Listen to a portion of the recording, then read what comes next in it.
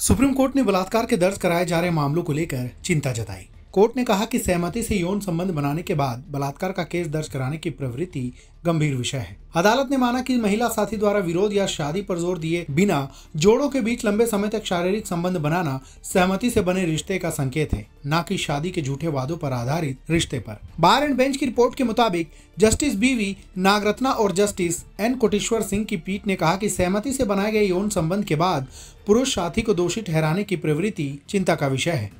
Court का मानना था कि किसी महिला साथी के पास विवाह के वादे के अलावा किसी पुरुष के साथ शारीरिक संबंध बनाने के अन्य कारण भी हो सकते हैं, जैसे कि औपचारिक वैवाहिक संबंधों पर जोर दिए बिना दूसरे साथी के प्रति व्यक्तिगत पसंद होना। ऐसा रिश्ता जितना लंबा होगा उतना ही अधिक संकेत होगा कि यह विवाह के किसी वादे के बिना सहमति से बनाया गया रिश्ता है। कोर्ट ने कहा, ऐसी स्थिति में जहां महिला द्वारा जानबूझकर लंबे समय तक शारीरिक संबंध बनाए रखा जाता है, यह निश्चित रूप से नहीं कहा जा सकता है कि उक्त शारीरिक संबंध पूरी तरह से अपीलकर्ता द्वारा उससे शादी करने के कथित वादे के कारण था।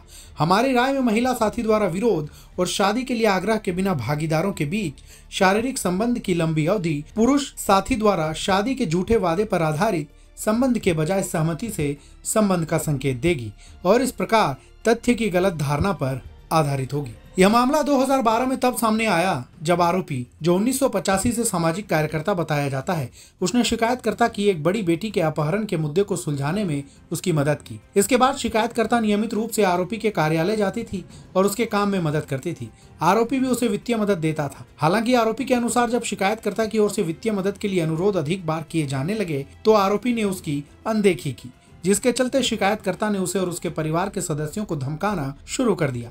शिकायतकर्ता का आरोप था कि उसकी मुलाकात आरोपी से 2008 में हुई थी, जब वह नौकरी की तलाश में थी और आरोपी को भी अपनी बीमार पत्नी की देखभाल के लिए एक सहायक की जरूरत थी। उसका आरोप था कि आरोपी ने शादी का झूठा वादा करके उसके साथ जबरन यौन संबंध बनाया। उसने आरोप लगाया कि आरोपी, जिसकी पहले से 2 पत्नियां हैं, उसने उससे वादा किया था कि वह उससे शादी करेगा क्योंकि उसकी दोनों पत्नियां बीमार हैं। शिकायतकर्ता के अनुसार यह सब 2017 तक चलता रहा। सेशन कोर्ट ने आरोपी को अग्रिम जमानत दे दी। हालांकि शिकायतकर्ता ने अपनी बेटी से छेड़छाड़ के आरोप में उसके खिलाफ एक और एफआईआर दर्ज कराई थी।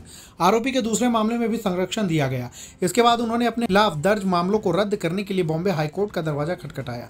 हाईकोर्ट ने उसकी याचिका खारिज करते हुए कहा कि प्रथम दृष्टया ऐसा कोई साक्ष्य नहीं है कि शिकायतकर्ता के साथ उनका संबंध सहमति से था। इसके बाद सुप्रीम कोर्ट में अपील की गई। शिकायतकर्ता की ओर से कोई विरोध या आपत्ति जताए बिना दोनों का 2008 से 2017 तक संबंध में रहना इस बात का संकेत है कि आरोपी की ओर से शिकायतकर्ता से विवाह करने की मंशा थी। कोर्ट ने आरोपी के खिलाफ मामला रद्द करने की अनुमति देते हुए कहा कि ऐसा प्रतीत होता है कि शिकायतकर्ता को वित्तीय सहायता देना बंद कर देना, न कि अपीलकर्ता द्वारा शादी करने के वादे से मुकर जाना। लगभग 9 वर्ष तक सहमति से चले लंबे संबंध के बाद शिकायतकर्ता द्वारा आरोप लगाने का मुख्य कारण प्रतीत होता है।